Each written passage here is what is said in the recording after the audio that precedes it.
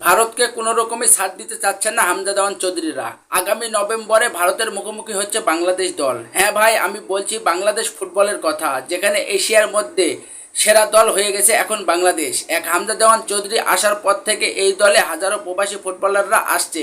সব মিলে বাংলাদেশ দলটি এখন ধারাবাহিকভাবে ভালো খেলছে। এর সুবাদে আগামী নভেম্বরে বাংলাদেশ ইন্ডিয়ার মুখোমুখি হবে, যেখানে ইন্ডিয়াও বাংলাদেশকে এখন ভয় পাচ্ছে। যেখানে ইন্ডিয়া আগে বাংলাদেশকে কিছু মনেই করতো না।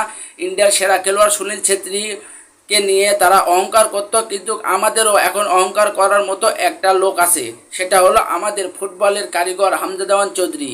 এই হামজা দেওয়ান চৌধুরী আসার পর থেকে বাংলাদেশ ফুটবল একবারে এগিয়ে গেছে, এখান থেকে প্রায় এখানে উঠে গেছে।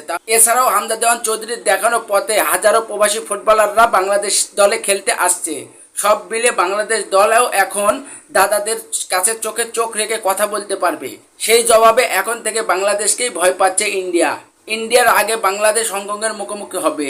এই ম্যাচে আর এক প্রবাসী ফুটবলার জায়ান আহমেদ যোগ দিচ্ছে। আর জায়ান আহমেদ যদি যোগ দেয় তাহলে আরও শক্তিশালী দল হয়ে যাবে বাংলাদেশ দল। আর এই বাংলাদেশ দলকে আর কটু কথা বা আগে মানুষ যেভাবে বলতো যে বাংলাদেশ দল ভালোভাবে খেলতে পারবে না, মানে যা ইচ্ছে তাই খেলে, বাংলাদেশের কোনো খোঁজখবর নেয় না। ভাই আমি বলছি ফুটবলের কথা, আপনারা আবার ক্রিকেটকে মিলাইয়েন না এর সাথে। এখন এই বাংলাদেশ ফুটবল দল যেভাবে বাংলাদেশের আত্মবিশ্বাস যোগাচ্ছে বা বাংলাদেশের 18 কোটি মানুষের মানে একটা ভালোবাসার নাম হয়ে গেছে, তাতে করে যে কোনো দলের বিপক্ষে চোখে চোখ রেখে লড়তে পারবে এখন আমাদের দল। আমরাও এখন সারা বিশ্বের মানুষজন হিসেবে বলতে পারবো যে আমাদেরও একটা টিম আছে, আমাদেরও একটা দেশ আছে, আমাদেরও একটা খেলোয়াড় রয়েছে, আমাদেরও একটা সেরা খেলোয়াড় রয়েছে। এখানে পর্তুগালের সেরা খেলোয়াড় রোনাল্ডো রয়েছে, অন্যদিকে আর্জেন্টিনার সেরা খেলোয়াড় লিওনেল মেসি রয়েছে।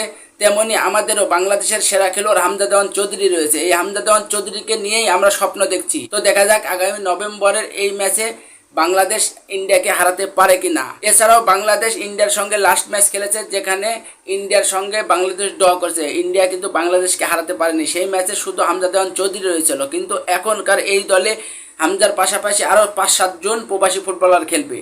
সব মিলে বাংলাদেশের দলের যেভাবে ভালোবাসা বা যেভাবে এগিয়ে যাচ্ছে, এইভাবে যদি এগিয়ে যায় খুব তাড়াতাড়ি সারা বিশ্বের রোল মডেল হতে পারে বাংলাদেশ দল।